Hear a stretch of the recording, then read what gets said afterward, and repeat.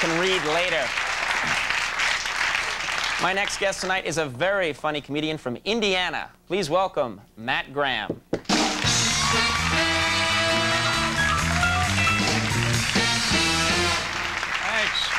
Thanks very much. It's fun to be here in New York. It's a strange place, though, and we're living in strange times. I'm on the elevator today, you know, just hanging out, minding my own business. Guy next to me is acting pretty jumpy. Looks over, he says, "Hey, you gotta help me, mister. I'm claustrophobic." I said, "Me too. Small world, isn't it?" He didn't like that concept too much. Fortunately, now there's more they can do for you if you're pretty disturbed than used to be the case. In the old days, the dark ages, when people would hear voices tell them to do all this really weird stuff, their solution was to drill holes in the person's head to let the voices out. Super. Of course, it wouldn't let the voices out, but it did ruin the acoustics, so you couldn't understand what you were being told to do with that pinpoint clarity you need to go on a rampage. Gotta have the devil on CD if you want to motivate. But I'm tired today. I'm usually tired. I'm extra tired. Long story. I like to buy stuff when I come here. And yesterday I bought a cuckoo clock at an Army-Navy store. Last night at 10, the bird chirped 2,200 times.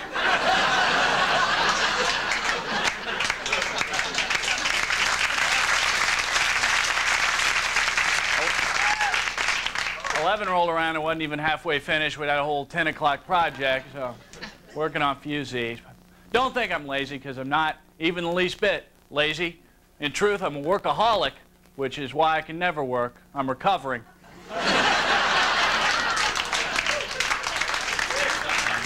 Even light work, I can't touch it, you know, it just escalates too quickly. Maybe one day I'll help an old lady with a bag of groceries, boom, I'm in the Peace Corps. So I just keep my distance. As a workaholic, I am a part of a 12-step program, you know, to recovery from addiction. And I got a lot of poems and prayers I say to myself to get through the tough times. And don't want to sound preachy, but like to share it with you. If I could, goes like this. It goes, "God, grant me the serenity to accept the things I cannot change, the courage to change the things I can, and a bigger penis, please." I'll do anything. I'm begging this time. You broke my nose, it got bigger. Can't we work something out? Thank you, the management, amen. I'm in the worst physical shape of my whole life. I'm just bad news. And my friends are worried. They say, "Matt, you got to get more exercise." And I figure there are two ways you can go about getting more exercise. Now, you can go jogging or swimming or biking, the obvious move. Or two, you can let your physical condition regress to the point where anything becomes exercise. You ever gotten that clammy feeling going upstairs? Maybe a headache getting off the couch too quickly. I'm at the point where rapid eye movement is a cardiovascular workout. So. Health is so important nowadays. Today, doctors say there's both good cholesterol and bad cholesterol, but I can't help but believe that all cholesterol deep down is good. You know? That's why I think of my arteries as a boys' town, where I give bad cholesterol a second chance.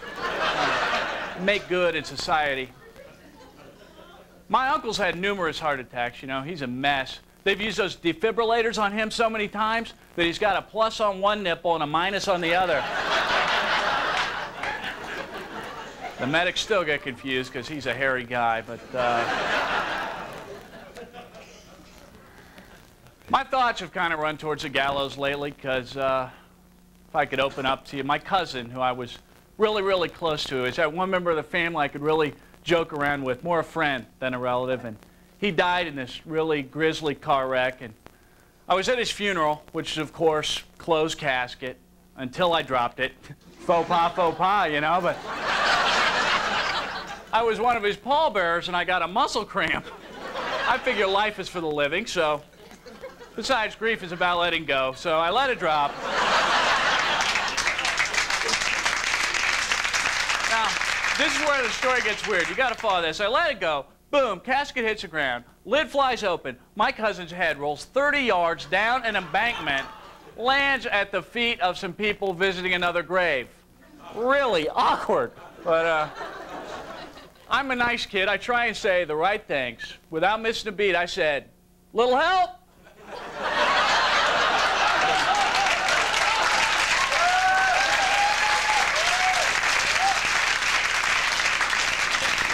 I didn't really think anybody was going to throw it back to me, you know. I started to walk away when I heard a "heads up." You know. I'm done, thanks. Hey, thank you very much. We'll be right back.